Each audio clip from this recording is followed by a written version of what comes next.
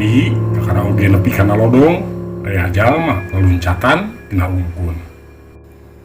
Kapanggih ayeuna mah euy. Ieu mangklukna anu sok maot lahang teh. Ceuk anu beunghar anu boga eta tangkal kawung. Jalma rea ngadareketan tangkal kawung. Meh satengah urang lembur kaasup Pak Ustad jadi saksi. His, gagabahnya capluk teh. Wing mah lain rek mau kelahang.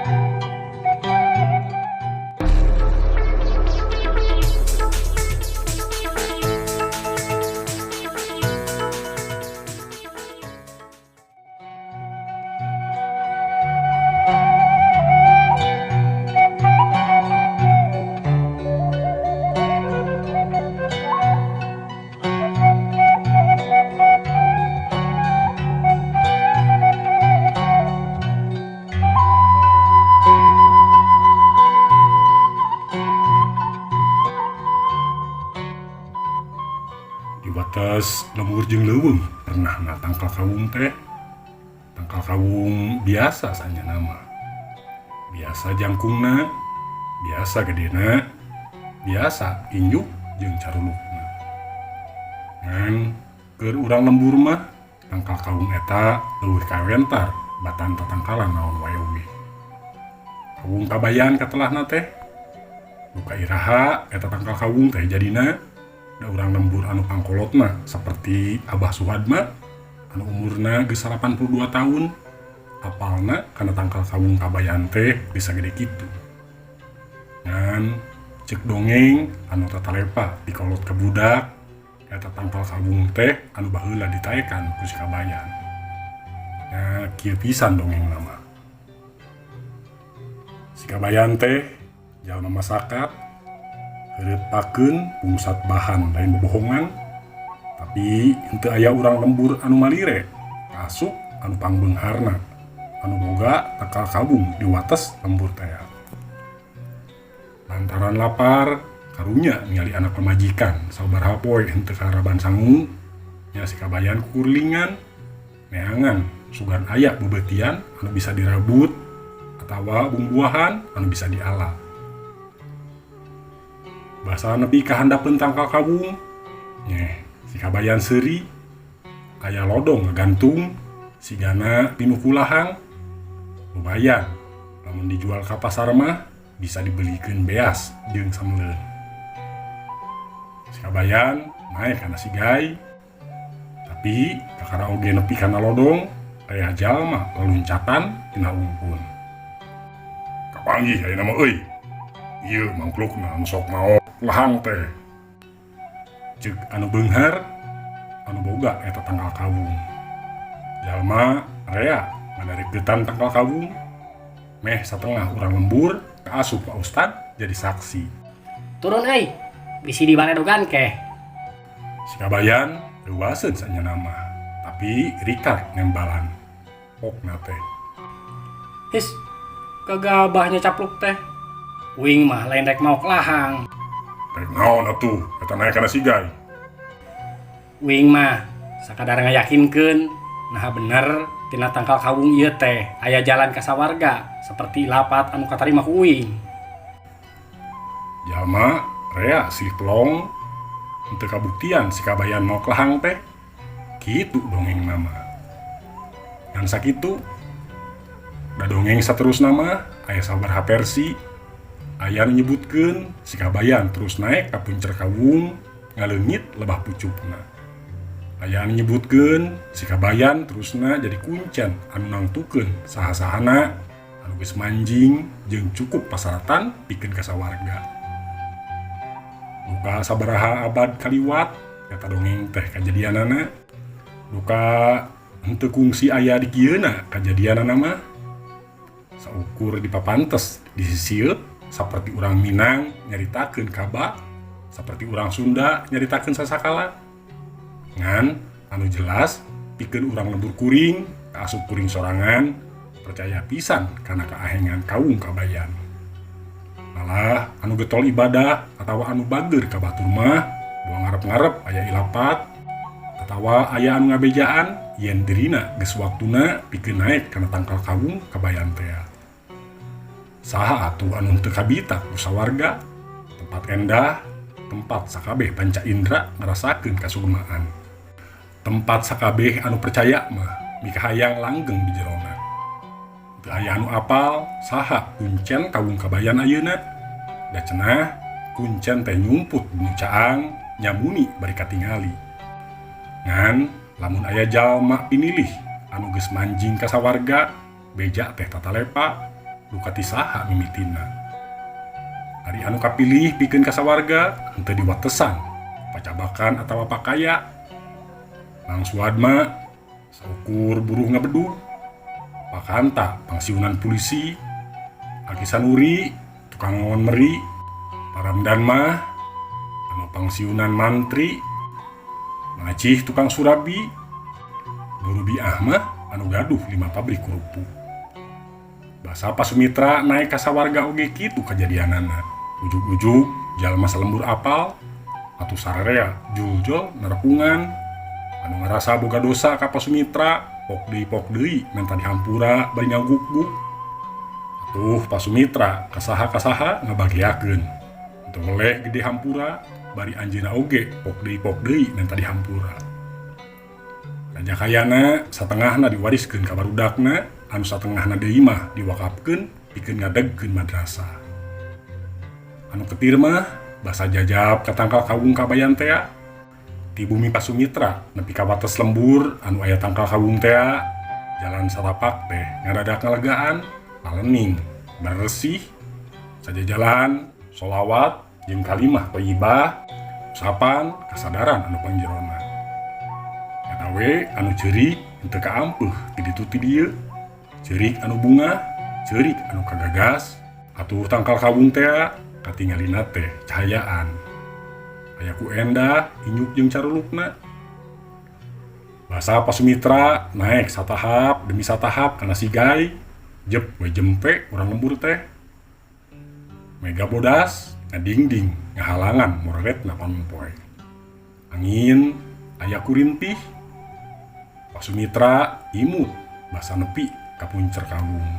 Imut anu endah, imut anu pangendahna anu kungsi katingali ku urang lembur.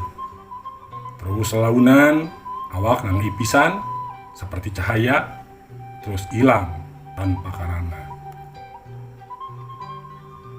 Duka ti saha mimitina beja teh nyebar ka sakabeh urang lembur. Beja yen kaung kabayan hektaran tanah anu aya di sabudereun tangkal kaung kabayan ditawar ku urang kota 10 miliar cenah hargana oge. Harga anu pikabitaeun tangtuna oge. Di lembur kuring mah apaan tanah teh sabatana ngan 500.000 perak. Basa ku urang lembur ditanyakeun ka pakubu, ayeuna mah tanah di sabudereun kaung kabayan teh apaan tanah cari? Jawabanana teh henteu we ditawar tapi geus mupakat dijual. Cilaka jang, bakal aya mamalakna. Sawarga mah moal bisa dibeli ku pakaya dunya.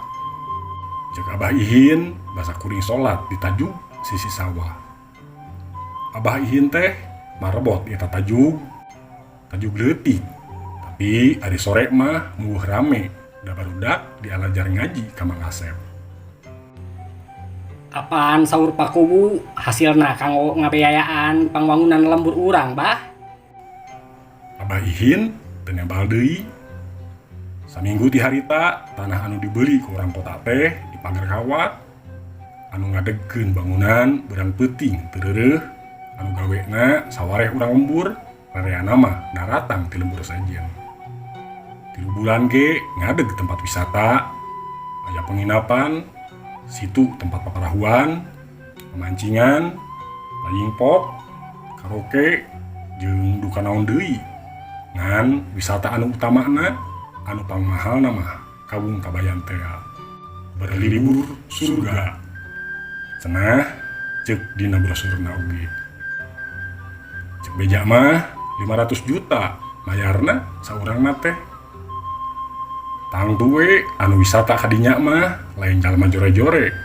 Da anu kabedag mayar ngan maranehna anu baruga duit leuwih. Maksud teh leuwih ti anu kabayangkeun ku urang lembur. Pagawe biasa mah anu hirupna ngandalkeun gaji hungkul, tong ti ajeuna ngimpi-ngimpi acan. Tapi ahengna nya oge mahal salaput hulu anu daftar pikeun ka Kawung Kabayan mungguh ngantri. Cek beja lamun daftar ayeuna teh kakara bisa naek tahun hareup. Jalma baleunghar ti unggal kota gede sakuliah nagara ngilu ngadaftar. Malah mah loba anu wani meuli ti calo nepi ka miliaran perak. Ari kituna kaahengan Kawung Kabayan teh hampir unggal poe dipromosikeun da Facebook, Twitter, Google AdSense, baliho, poster, BBM, radio, televisi, buku, jeung rea-rea deui.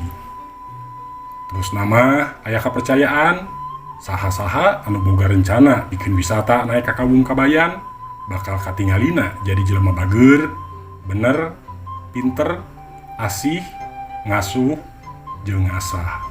Kajeun tadina bangsat sanggeus aya rencana bikin wisata naik ka Kawung Kabayan mah asa jadi ustad. Ari anu ningali apaan teu saeutik anu kabobodo tenyo kasamaran tinggal. Matak henteu heran dina media massa jeung media sosial loba pangwilujeng saperti kieu. Wilujeng ka Bapak anu parantos daftar kanggo wisata ka Kawung Kabayan. Mugi barokah, langkung naik jabatanna, langkung seueur proyek-proyekna, langkung seueur keuing artos hibah, supados upami ditaros sabaraha raja kayana jualer. Salaihim unggal poe di lebah tempat wisata Kawung Kabayan teh kadenge rame. Musik padang pasir, nasid, japin, sakapeung ngelehkeun adan Abah Ihin. Da puguh unggal poe oge apan aya anu indit wisata. Naek kana Kawung Kabayan. Ramena da puguh aya upacarana ayeuna mah. Anu mingpin oge apan ustad-ustad kawentar wungkul anu pabaliut dina televisi. Ari urang lembur ku ikhlas ulah nginget-inget deui Kawung Kabayan. Da apan ayeuna mah tong boro milu nganteur anu kasih nugrahan kapilih pikeun naek kana Kawung Kabayan. Dalah ningali oge tangkal kawungna geus teu bisa. Da eta sakuring tempat wisata teh apan dipager ku tembok sajangkung 3 meter. Nya ari kudu ikhlas teh mah. Tapi sakabeung mah aya anu teu kuateun. Sareres salat teh ngadon ngaguk-guk inget ka Kawung Kabayan cenah. Mata leuwas basareureuk nungguan lohor ditajuk si sawah. Aripok teh Abah Ihin, Kawung Kabayan teh geus teu aya di kieuna ayeuna mah jang. Da anu di tempat wisata mah mamalihan. Nya lamun nepi ka puncer kawung mah bisa ngaleungit anu naik teh. Leungit ku sihir, tungtungna moal bisa balik deui ka alam rame. Komo deui ka sawarga, da sanes kitu pasaratanana ka sawarga mah. Nyiliwuri teh anu kitu teh. Tadina mah moal percaya kitu wae. Tapi di harita di lembur mimiti kacaritakeun aya jurig marakayangan di kaler, di kidul, di wetan, di kulon loba anu pating jarerit sarieunaan. Loba anu kalingitan kadaharan jeung harta banda da puguh ceuk Abah Ihin nya oge marakayangan henteu katingali ku panon lahir. Ari nafsu babanda jeung barang hakana mah anger. Ari urang lembur henteu saeutik anu apal jeung pasehat ngapatkeun doa panyinglar. Sageprakan oge juru nyiliwuri teh pating carelit kalabur ka kota tempat asalna. Di harita di kota-kota gede di nagara kuring loba anu baleunghar anu terus marakayangan. Mata kuartoskeun ka urang kota jang. Sawarga mah teu tiasa dipeser ku raja kaya. Ceuk Abah Ihin teh dina hate yakin pisan Abah Ihin teh kuncan kawung kabayan anu nyumput dinu caang yang muni bari katingali. Mata langsung kuring nanya, "Bah, ari kawung kabayan anu asli ayeuna aya di mana?" Abah Ihin ngagebeg. Pamirsa, ngopi namung sakitu anu tiasa kapihatur, kirang langkungna sim kuring nyuhunkeun dihapunten. Billahi taufiq wa hidayah. Wassalamualaikum warahmatullahi